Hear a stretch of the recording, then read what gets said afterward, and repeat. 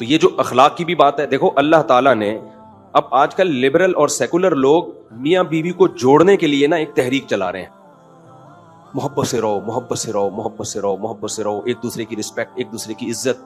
بعض عورتیں بہت زیادہ خراب زبان کی ہوتی ہیں، جیسے بعض مرد بھی ہوتے ہیں. اب لوگ کہتے ہیں مرد ہے تو عورت کیا کرے گی؟ سربراہ پہ کبھی نہیں ہاتھ اٹھایا جاتا، خوب سمجھ لو. اگر مرد کو یہ رائٹ ہے کہ انتہائی شدید ضرورت میں عورت پہ ہاتھ اٹھائے تو کہتے ہیں پھر عورت کو بھی رائٹ ہے. ہم کہتے ہیں نہیں، عورت کے پاس یہ رائٹ نہیں ہے. ایک عیسائی سے میرا مناظرہ ہوا، پادری سے. میں نے کہا عورت یہ کر رہی ہے، وہ کیا کرے گا؟ کہنے برداشت کرے. میں نے کہا اللہ کے بندے، وہ بات کر جو کامن سینس کی ہو. آپ کے ماں باپ کو گالیاں دے رہی ہے، وہ آپ کیا برداشت کرو؟ تو بس وہ برداشت ایسا نہیں ہے بھائی.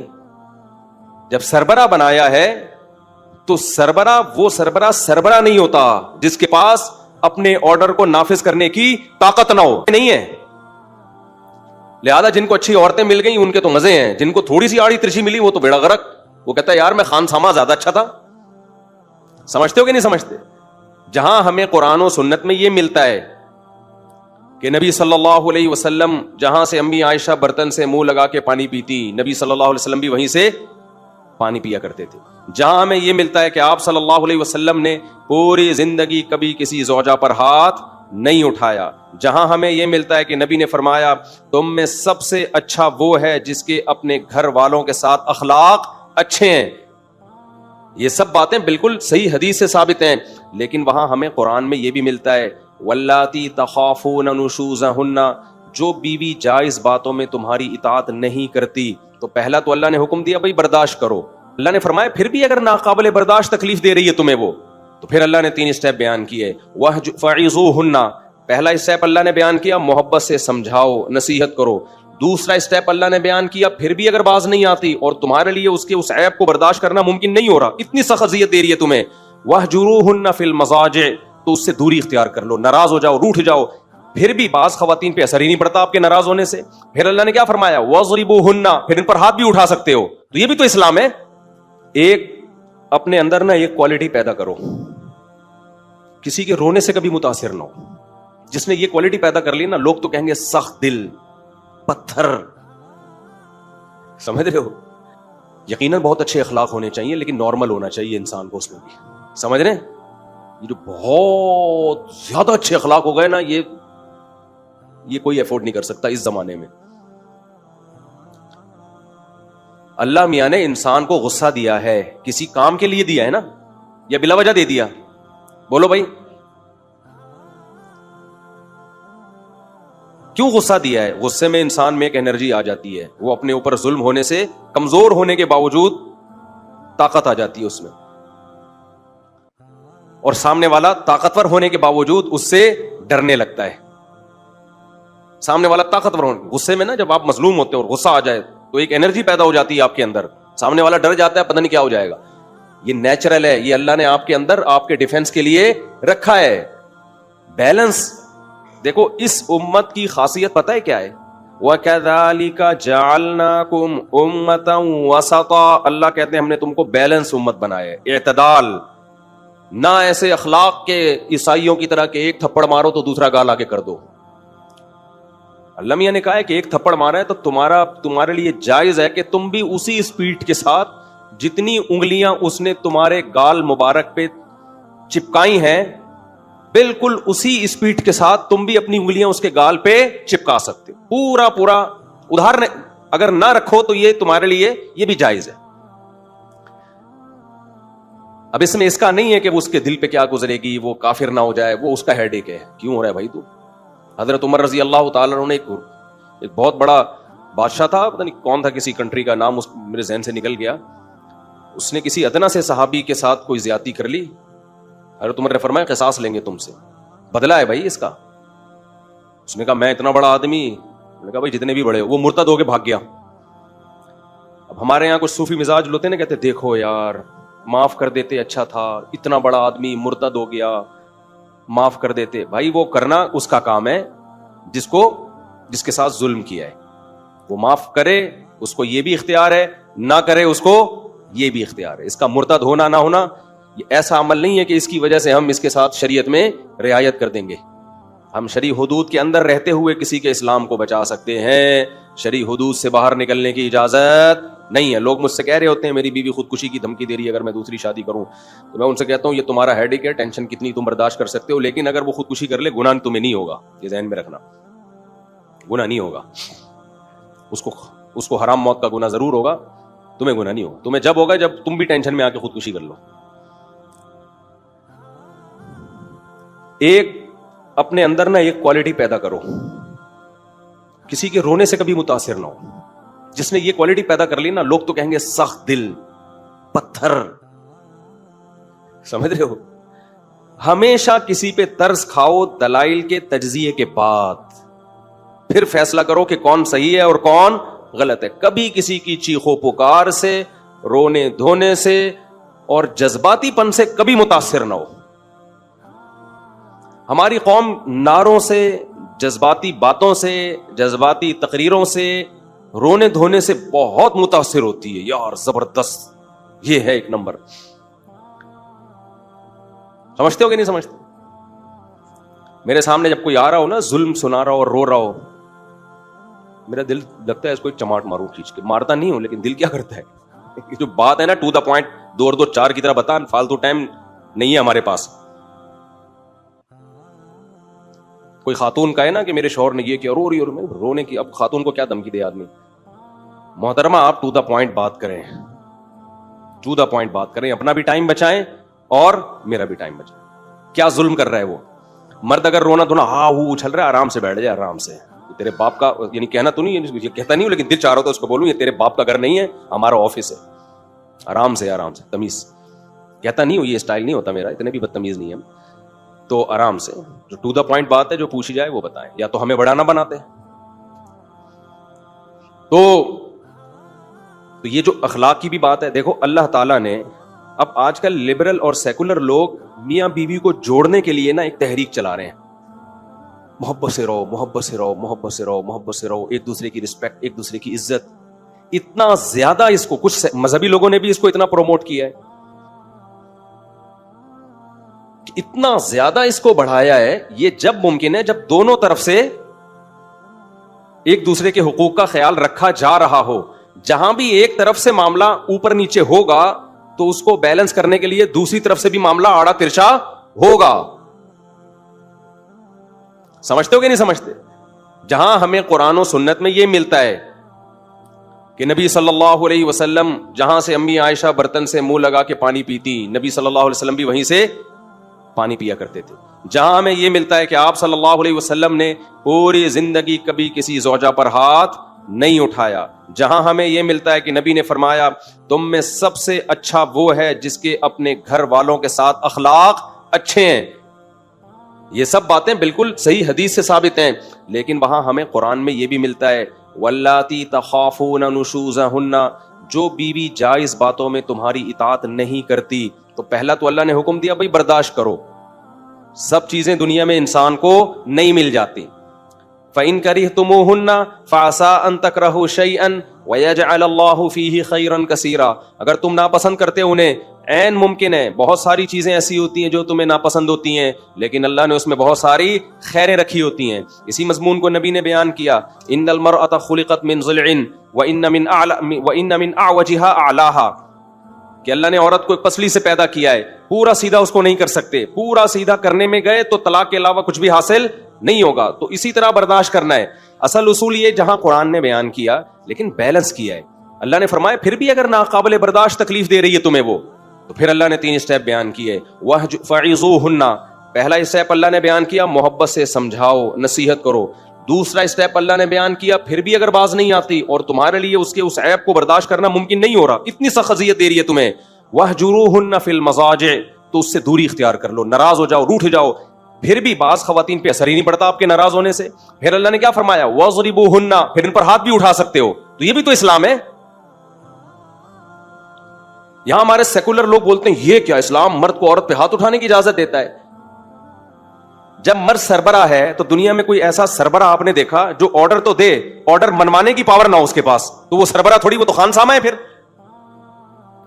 نہیں ہے میرا خیال ہے بات سمجھ میں, وہ سربراہ ہے یا خانسامہ ہوا پھر وہ؟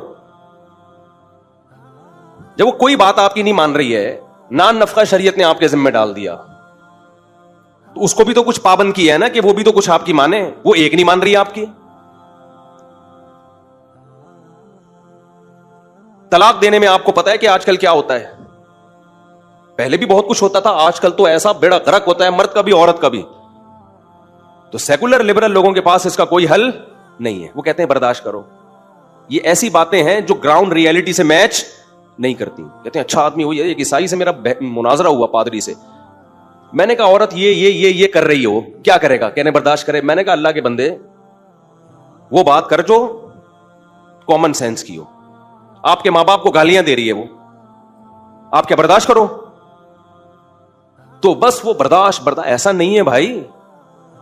جب سربراہ بنایا ہے تو سربراہ وہ سربراہ نہیں ہوتا جس کے پاس اپنے آرڈر کو نافذ کرنے کی طاقت نہ ہو. نہیں ہے. لہذا جن کو اچھی عورتیں مل گئی ان کے تو مزے ہیں, جن کو تھوڑی سی آڑی ترچھی ملی وہ تو بیڑا غرق. وہ کہتا ہے یار میں خان سما زیادہ اچھا تھا, میں صاحب کے یہاں ملازمت کرتا تھا, وہاں بھی دہی انڈے آلو ٹماٹر لے کر آتا تھا, صاحب بھی میری نہیں سنتے تھے, ٹائم پہ تنخواہ دیتے تھے. یہاں تو تنخواہ بھی میں ہی دے رہا ہوں, اس کو خرچہ بھی میں ہی دے رہا ہوں, اور خان سما بھی کون بنا ہوا ہے؟ میں بنا ہوا ہوں. تو یہ کہنے کی حد تک بہت زبردست باتیں گراؤنڈ ریئلٹی سے میچ بولو نہیں کرتی ہیں یہ. اس لیے ہم لوگوں سے یہ کہتے ہیں کہ بھائی سب سے اچھے اخلاق والا وہ ہے جس کے اپنے گھر میں سب سے اچھے اخلاق ہیں. نبی دعوت پہ گئے ہیں تو فرمایا کہ میری زوجہ کو بھی بلاؤ گے تو دعوت پہ جاؤں گا, ورنہ نہیں. یہ نبی کا اصل حکم یہی ہے. لیکن ساری انگلیاں برابر نہیں ہوتی, ساری انگلیاں برابر نہیں ہوتی ہیں. اس سے تو خاندانی نظام ٹوٹے گا, خاندانی نظام تباہ و برباد ہوگا, جو کہ ہو رہا ہے.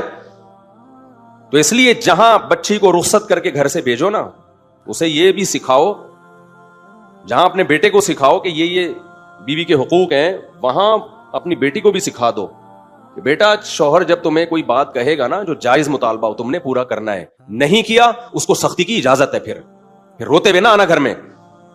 میرے سامنے جب کیس آتا ہے نا, عورتیں یہ بہت چیختی ہیں میرے میاں نے مجھ پہ ہاتھ اٹھایا ہے.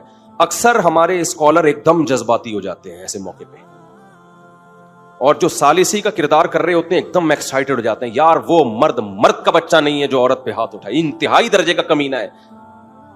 بھائی پہلے بیان تو سنو, کس بات پہ ہاتھ اٹھایا ہے, دوسری طرف کا بیان تو سنو. آپ بیان سنے بغیر آپ ایک دم کیسے فیصلہ کر رہے ہو؟